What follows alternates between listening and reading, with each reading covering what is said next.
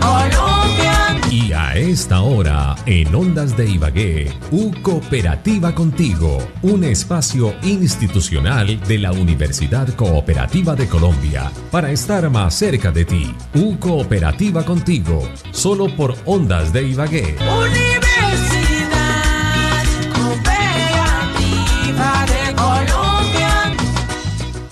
Universidad Cooperativa de Colombia. Muy buenos días, bienvenidos en este punto y hora, como siempre, martes, miércoles y jueves de cada semana, esta segunda temporada de Cooperativa Contigo. Es el programa institucional de la Universidad Cooperativa de Colombia, la universidad en cada uno de sus hogares, la academia siempre al servicio de la gente, con gran sentido de responsabilidad social que tiene la Universidad Cooperativa Campus Universitario de Ibagué del municipio del Espinal, con interesantes temas. Ayer estuvimos hablando justo con el consultorio contable y núcleos de apoyo fiscal, los NAF, y pues bueno, para hoy uno de los temas que más me apasiona y es el tema del derecho, consultorio jurídico, que es el derecho al servicio de la gente a través de la Universidad Cooperativa y su consultorio jurídico y centro de conciliación, con temas súper interesantes para hoy, que entre otras cosas, muy atinente a quienes ejercemos la profesión del periodismo, porque nos toca cada rato responder por ese tipo de delitos que son querellables, entre otras cosas. Pues para la mañana de hoy invitado al doctor Johnny Khalid Giraldo. Él es profesor en Derecho Penal de la Universidad Cooperativa, pues desde luego gran aportante a lo que es el consultorio jurídico y el centro de conciliación de la universidad para efectos de todo lo que tiene que ver con el derecho y su rama, el programa de derecho de la Universidad Cooperativa. Profesor Johnny, qué bueno tenerlo acá en la mesa de trabajo, bienvenido. Gracias, Héctor, muchas gracias por la invitación, un saludo para usted, para todo su equipo de trabajo y para la audiencia de Ondas de Ibagué. Sin duda un privilegio estar acá con ustedes. No, pues el privilegio es nuestro, tener un hombre de sus capacidades y conocimientos en el tema del derecho y en lo penal, porque es que hay un tema muy interesante que ocurre en el gremio periodístico, igualmente en las comunidades, el vecino, la vecina, en todo lado se produce seguramente ese tipo de hechos punibles que si bien es cierto son querellables, son hartos, pero que tienen solución como todo en el derecho, y es la injuria y la calumnia. La injuria y la calumnia, entiendo, son dos cosas distintas, pero van paralelamente articuladas en el tema de las acciones penales contra los sujetos procesales. Doctor, ¿qué es la injuria y qué es la calumnia? Empecemos por ahí. Perfecto, Héctor. Como usted bien lo dice, son dos tipos penales diferentes, pero que buscan proteger el mismo bien jurídico. En este caso estamos hablando de la integridad moral. Integridad moral, Héctor y audiencia, que está compuesta por el buen nombre y la honra. Entonces, bueno, ya hablando en particular de cada uno de estos tipos penales, el artículo 220 de nuestro Código Penal establece la injuria. ¿Y qué es la injuria? La injuria es realizar imputaciones deshonrosas a otra persona. ¿Y qué son entonces imputaciones deshonrosas? Precisamente temas como vulgaridades, palabras indebidas o algún tipo de manifestación, inclusive ante imágenes, que podrían afectar la honra, el buen nombre de esta persona. Eso es injuria, esas imputaciones deshonrosas. La injuria, por ejemplo, pongamos ejemplos, doctor, cuando alguien le echa, como dicen popularmente, la abuela, le echa a la madre o le dice ladrón, delincuente, cualquier cosa, ¿eso es injuria? Así es, Héctor, ese tipo de manifestaciones verbales, ese tipo de groserías afectan la honra y también el buen nombre de la persona que las recibe, el sujeto pasivo. Y por ende, aquella persona que hace este tipo de manifestaciones de forma verbal, pero también puede ser escrita, estaría afectando la integridad moral del sujeto pasivo, de quien recibe estas imputaciones deshonrosas, y esto es lo que el legislador ha dicho: mire, esto no puede pasar.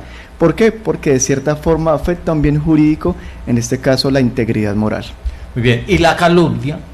La calumnia, si bien también lo que busca es proteger la integridad moral, se diferencia de la injuria por un aspecto en particular.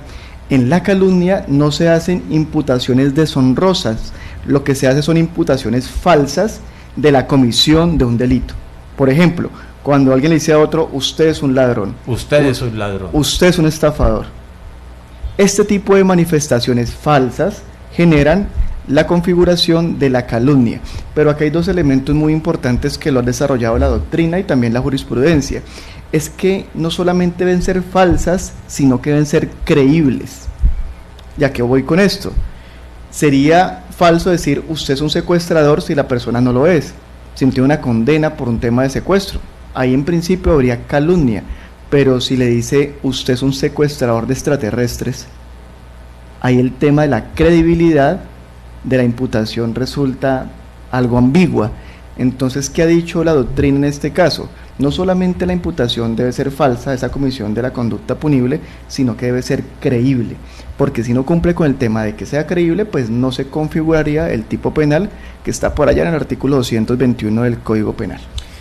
Y bueno, y cuando uno dice, por ejemplo, que injurió o calumnió a alguien porque le hizo una serie de señalamientos que podrían ser sujetos de una interpretación subjetiva, por ejemplo, ante un juez de la República.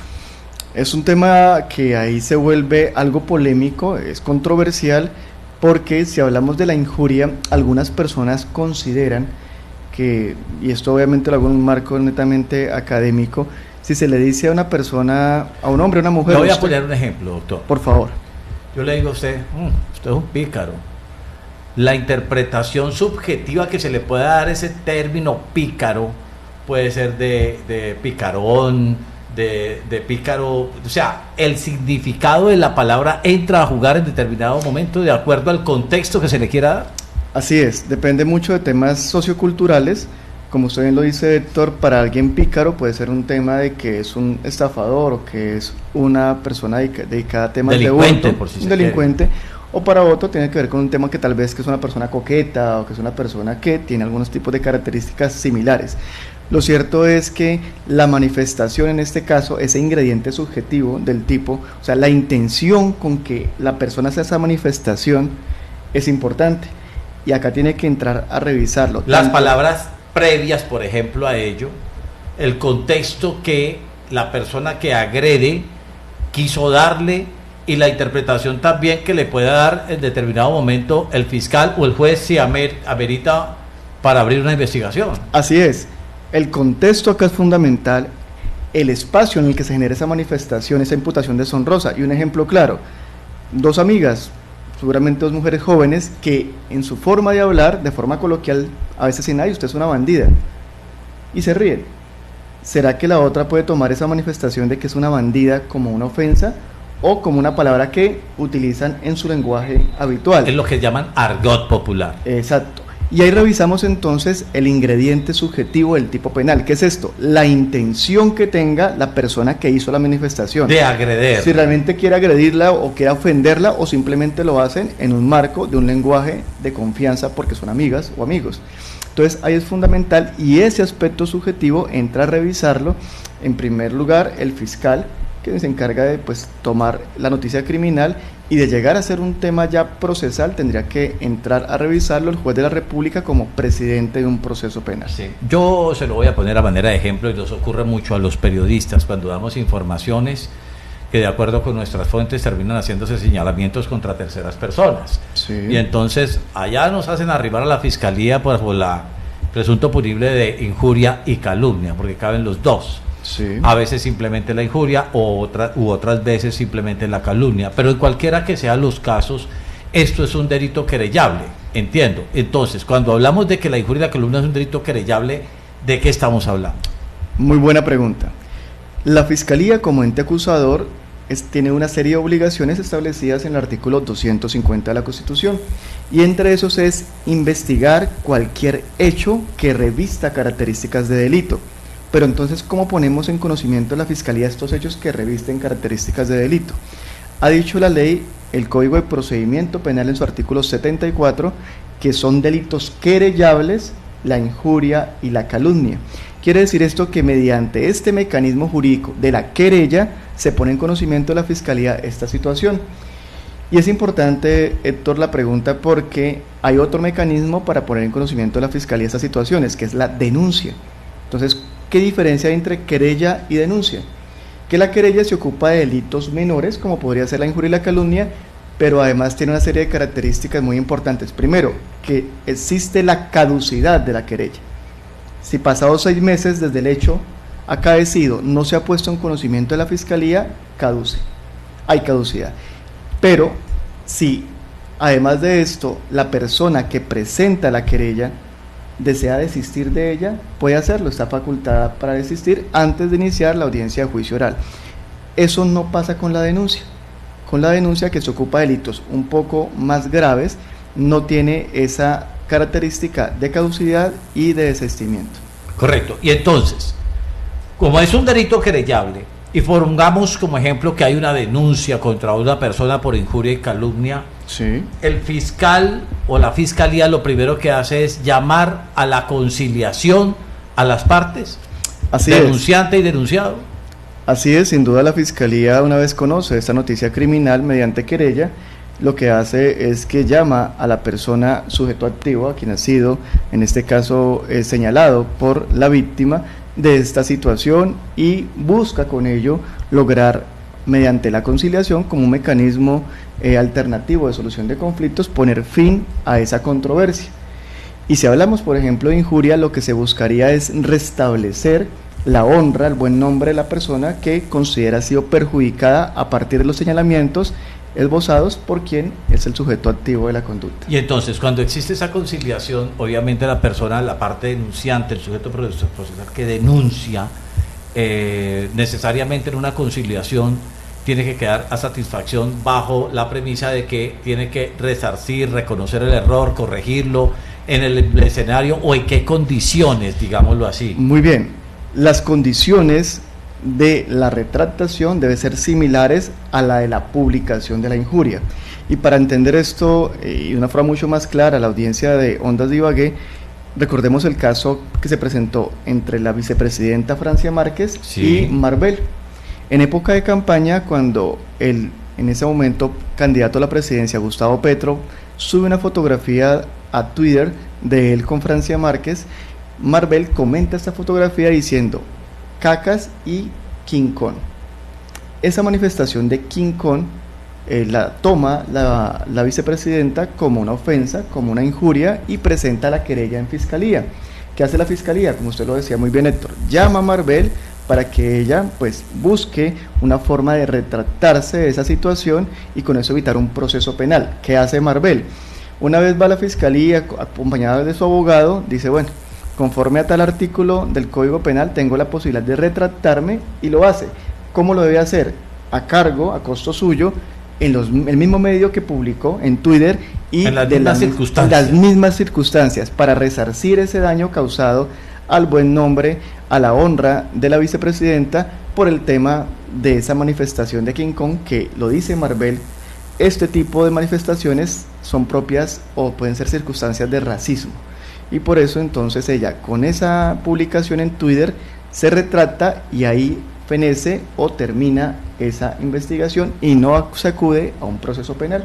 Ahora, ojo con esto que le voy a comentar, doctor, y todos los oyentes, los que están allí en el Facebook Live.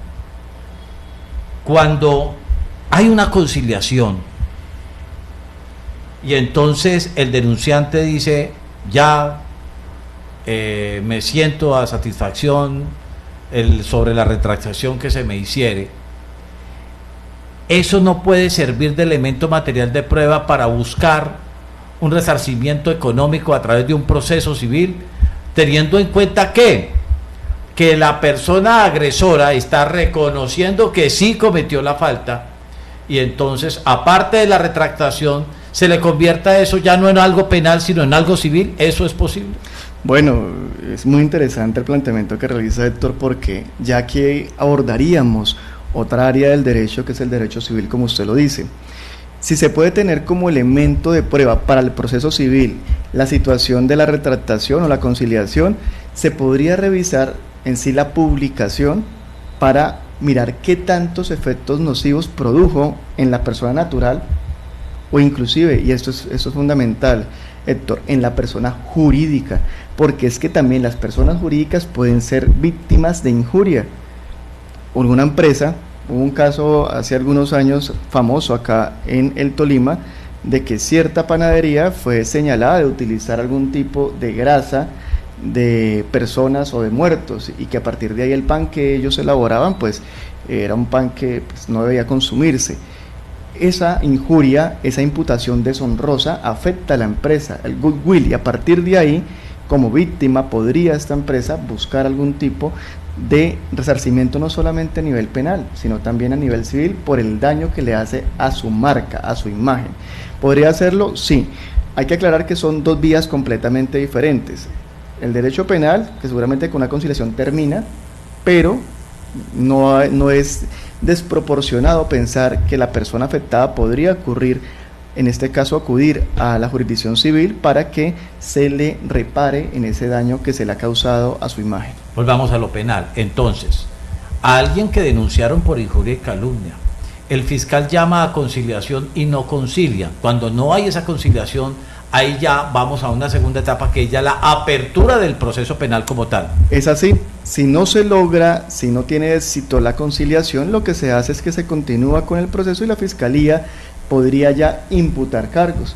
Con la imputación de cargos se da apertura formalmente al proceso penal y ya la persona pues entraría como tal a ejercer su derecho a la defensa y demostrar, si considera su defensor en su teoría del caso, de que no le asiste responsabilidad penal por lo que dijo, o inclusive como algunos lo han manejado, Héctor, de que es que lo que yo dije es cierto, entonces no hay injuria porque lo que yo dije es cierto y tengo cómo demostrarlo. Y aquí hay un caso particular. ¿Qué ha dicho la Corte frente a esto? En algún momento una persona, mediante imputaciones deshonrosas, dijo: mire, es que mi vecina, ella sostiene relaciones íntimas con la mitad del barrio y tengo cómo demostrarlo, y empezó a injuriar a su vecina por ese tipo de situaciones. Frente a esto, ¿qué ha dicho la Corte? Mire, yo lo eximo de responsabilidad si usted demuestra que esas imputaciones son reales, o sea, son ciertas, pero si tienen que ver con aspectos propios de la esfera de intimidad del sujeto pasivo, como su vida sexual, como su vida conyugal o de familia, Héctor, ahí, así sean ciertas, yo no le admito a usted prueba para demostrar esa certeza sobre esas imputaciones deshonrosas. ¿Por qué? Porque eso afecta la dignidad humana de la persona, afecta su derecho fundamental a la intimidad, y la Corte en este caso no avala ese tipo de situaciones. Entonces, si se trata de su vida íntima, así sea cierto lo que dice, no se exime de responsabilidad, estaría incurriendo en esta conducta punible. Bueno, abierto el proceso penal por injuria o calumnia contra otra persona, entonces esto tiene que terminar en una exoneración por falta de material probatorio o lo que sea, o en una condena.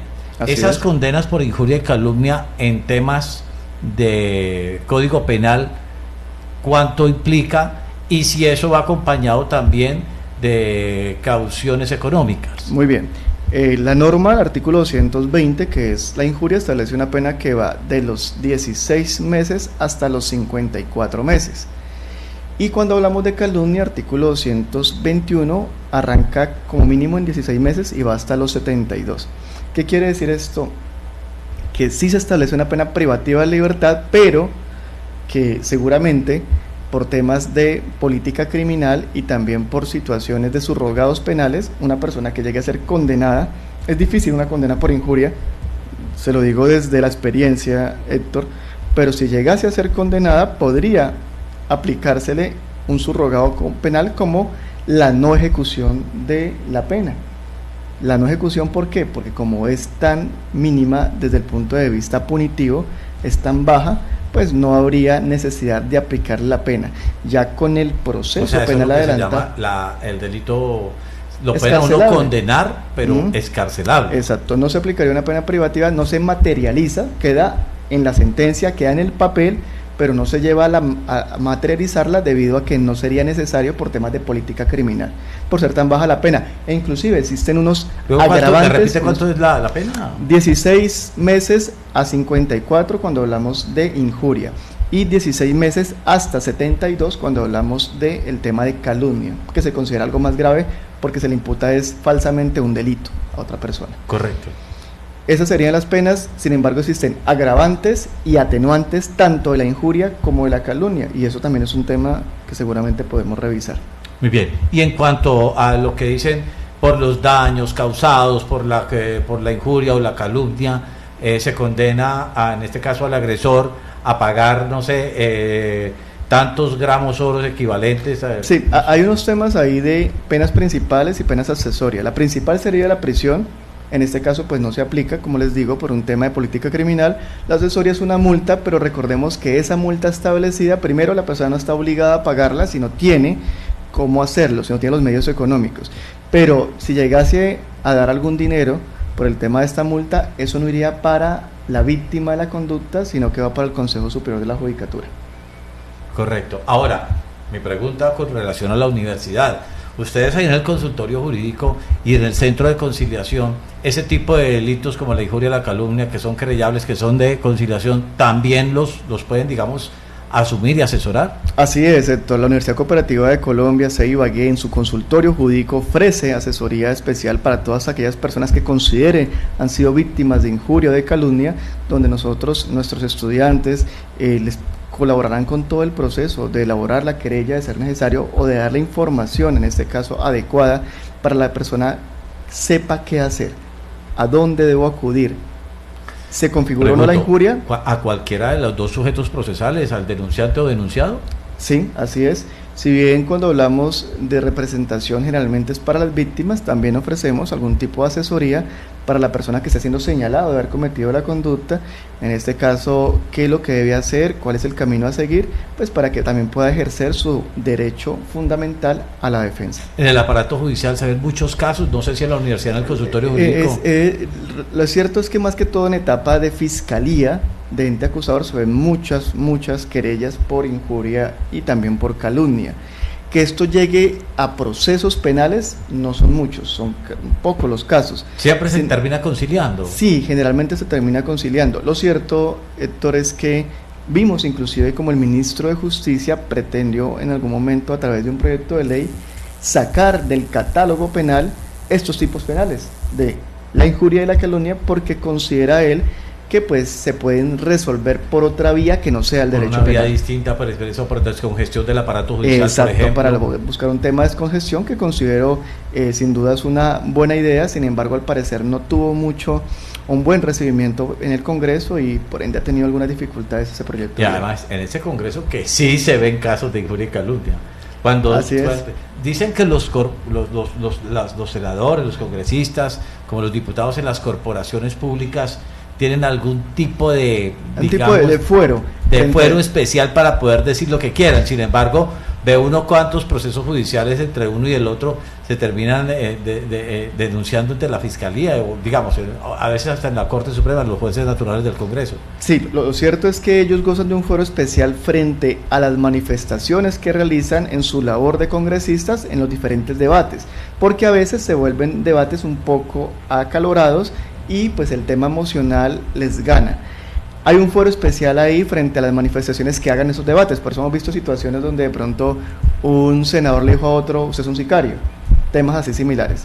Eso queda ahí por ese tema del fuero. Sin embargo, Héctor, cuando trasciende, cuando va más allá del Congreso, cuando ya en medios se hacen imputaciones deshonrosas o imputaciones falsas de conductas punibles, ya estaríamos ante la posible configuración de esos tipos penales. Sí, se lo digo yo, señor, en 30 años de ejercicio, dígame cuántas no nos han instaurado. Por fortuna nunca hemos perdido ninguna, pero es muy importante ese tema de la injuria y la calumnia, porque incluso en las comunidades, en el mismo tema de la convivencia entre vecinos, se dan ese tipo de delitos, la injuria y la calumnia. Ojalá siempre lleguen a un feliz acuerdo, a una muy buena conciliación. Lo pueden hacer igualmente a través de el consultorio jurídico y el centro de conciliación de la Universidad Cooperativa, y créame que ayudarían mucho, sobre todo a la descongestión del aparato judicial, que eso es bien importante también. ¿Algo más se nos queda, mi doctor John?